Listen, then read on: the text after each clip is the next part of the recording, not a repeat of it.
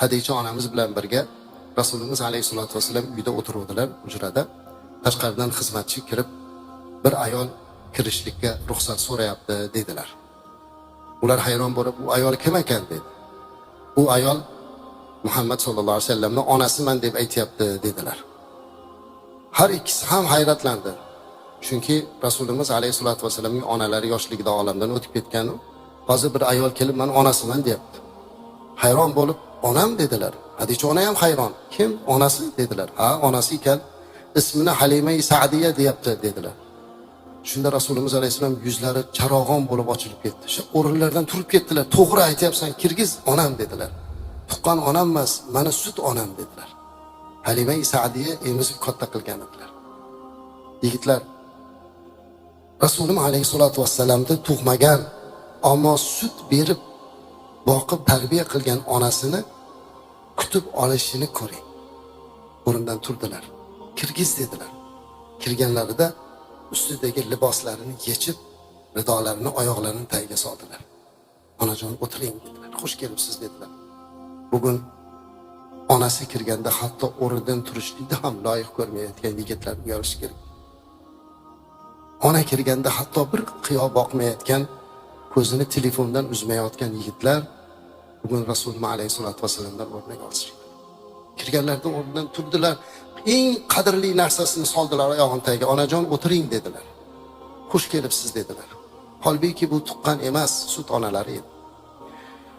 Halima onamiz o'tirdilarda aytdilarki, "O'g'lim, biz Bani Sa'd qabilasiga juda qiyinchilik keldi, qurg'oqchilik keldi. Bugun men sendan yordam so'rab keldim. Juda qiynalyapmiz, ochlikdan, qiyinchilikdan" dedilar. Halima onamiz bu gaplarni gapirar ekan, Rasulimiz alayhisalom yuzlarini pastga qaratib, jim quloq solardilar. Bilasizki, Rasulimiz alayhisolatu vasallamda beradigan narsasi yo'q. Moli yo'q. Ammo Hadicha onamiz badavlat ayol edilar. Lekin jufti halollariga bo'lgan muhabbati nima qilib bo'lsa ham bu zotni ko'nglini olishlik imkoniyatini izlab yurgan oqila, soliha ayol bunday imkoniyatni qo'ldan boy bermas edilar. Hadicha ona so'zga aralashdilar. Aytdilarki, "Ruxsat bering, men gapirsam" dedilar. "Ha" dedilar. "Xush kelibsiz ona" dedilar. "Siz meni jufti halolimni, umr yo'ldoshimni sut onasi ekansiz. Qadamingizga hasanot.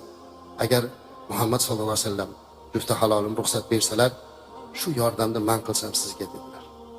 Bitta karvon qilib berdi. Qo'ylar, tuyalar, qancha oziq-ovqatlar qilib berdilar. Buni payg'ambarimiz alayhisalom umrining oxirigacha esdan chiqarmadilar. Bugun onasiga sovg'a olib berganligi uchun kuyovlar bilan janjal qilayotgan kelinlarimiz eshitsalar edi.